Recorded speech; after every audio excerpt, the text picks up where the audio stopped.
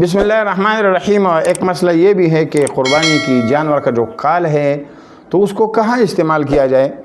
تو اس کے لیے پہلی بات تو یہ ہے کہ اگر قربانی کرنے والے کو اس کی ضرورت ہو اور وہ اس سے مطلب مسلح بنانا چاہے یا کوئی مشکیزہ بنانا چاہے یا کوئی برتن بنانا چاہے جو ذاتی استعمال کے لیے ہو تو بالکل وہ کر سکتا ہے اور اس کو اس کا اختیار ہے۔ البتہ قربانی کی جانور کا جو کال ہے اس کا بیچنا جائز نہیں۔ ہاں اگر بیچ دیا تو پھر اس کا قیمت جو ہے وہ صدقہ کرنا ضروری ہے۔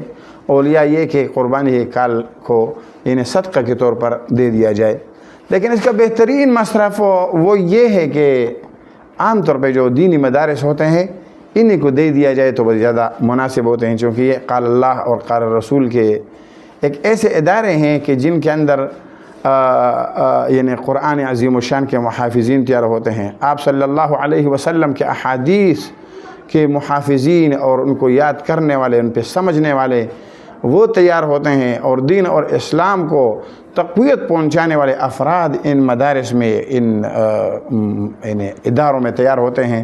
تو مناسب یہ ہے کہ ان کے ساتھ تعاون کی بنیاد پر قربانی کی کالوں کو انہی حضرات کو اور انہی اداروں میں دیا جائے۔